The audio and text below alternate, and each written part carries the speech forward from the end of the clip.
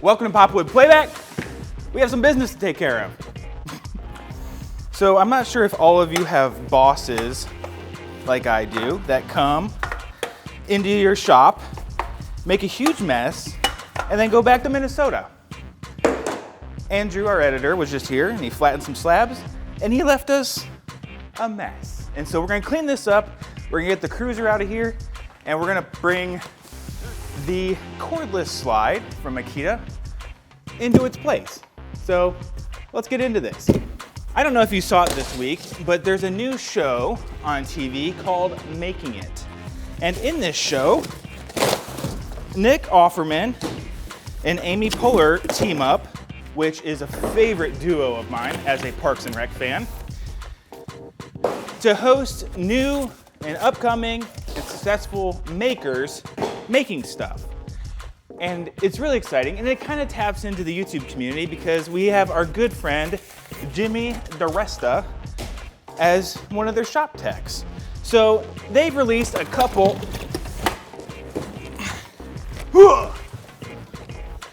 Oh gosh, that's grease. A couple digital exclusives to get everyone pumped up for the show. And so far they've done a pun segment. They've done a Will It Saw segment with Nick and Jimmy. And they've also released a wood smelling segment, which is great. Who doesn't love a good wood smell contest? So check that out.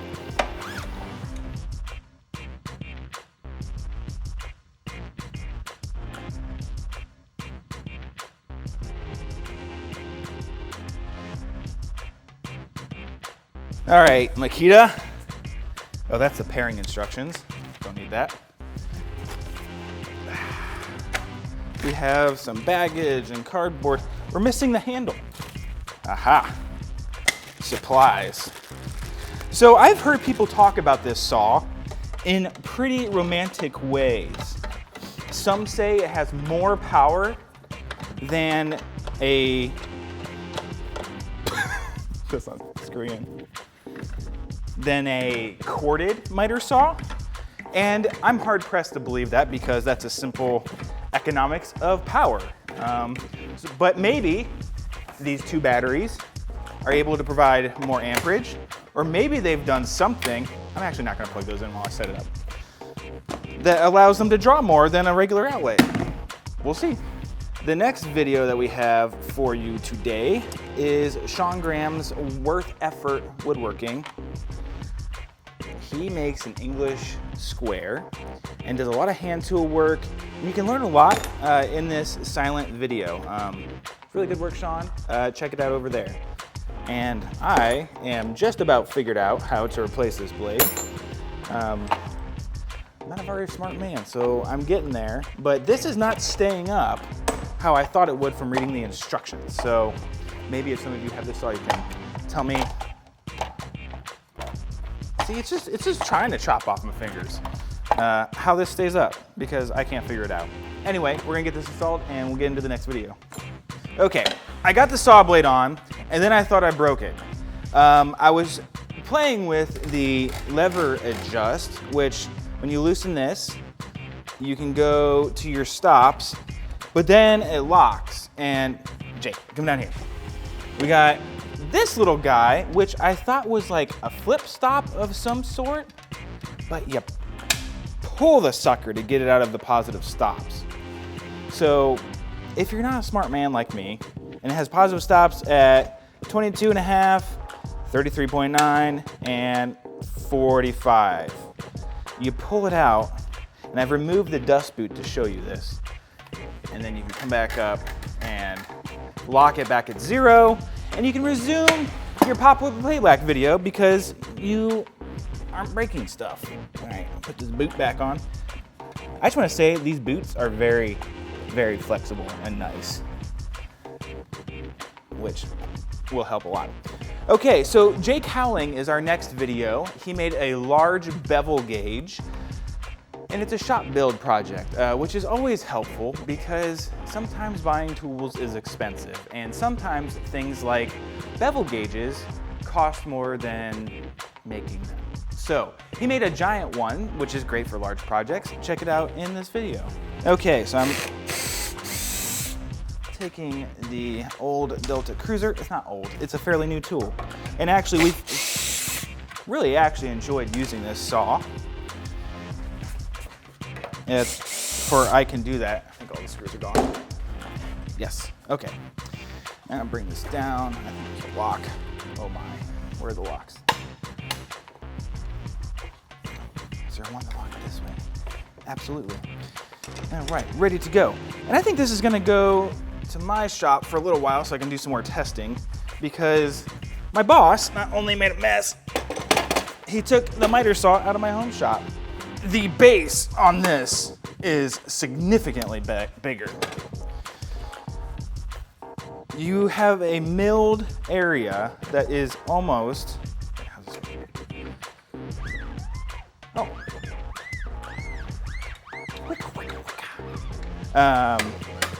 which is going to be great for cutting large boards on this. It's milled all the way around.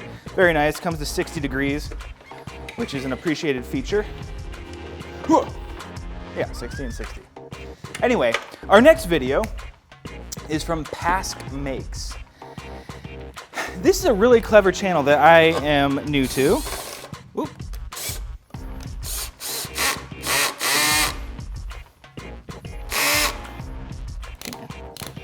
Get on! He has an adapter to do angled mortises with the handheld mortiser that he built on his channel. And so this is a follow-up to his first video, and it's really clever. And the guy just makes really cool jigs, which I would love to have the time to do that. Hey, get down there. Anyway, check this out. I finished setting it up. We have the Makita dust collector. It's a HEPA vacuum that pairs over Bluetooth to this thing. Oops. Once you hold both of the Bluetooth buttons for a moment, they turn green and then they pair, and now they are connected. I also, look, check this out. This little arm is quite fun. It has an extra articulating bit that you don't always see. So it gets over the fence, and then you can really dial in where you want this thing to go. Tighten that, tighten this, and you are keeping your board safe against the fence. It'll be true. And let's give it a cut on this large piece of pine.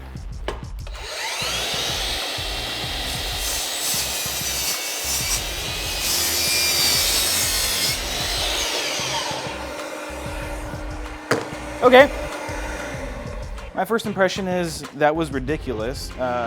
You know, you get a new tool, you have a new blade, it's gonna cut nicer than the one that you've put through the paces. But that was a really nice cut. I didn't feel it bog, which is great. It's battery powered and didn't bog much. Dust collection seems to be pretty good. So my next video is me. I have a new I Can Do That video on the PopWood channel.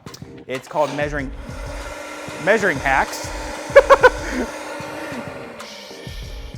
And I kind of cover all the basics of measuring tools. I cover steel rulers, folding rulers, squares, and metal tapes. So check that over on our channel. All right, we're gonna try some hardwood on here.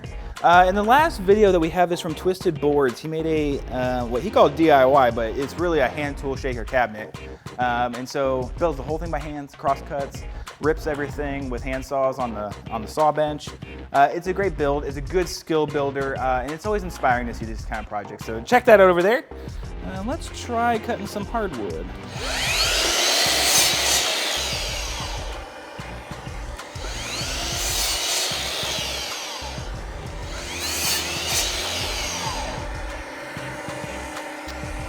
That's pretty cool. I have to admit, that is a really nice saw, and I am really loving this huge deck down here.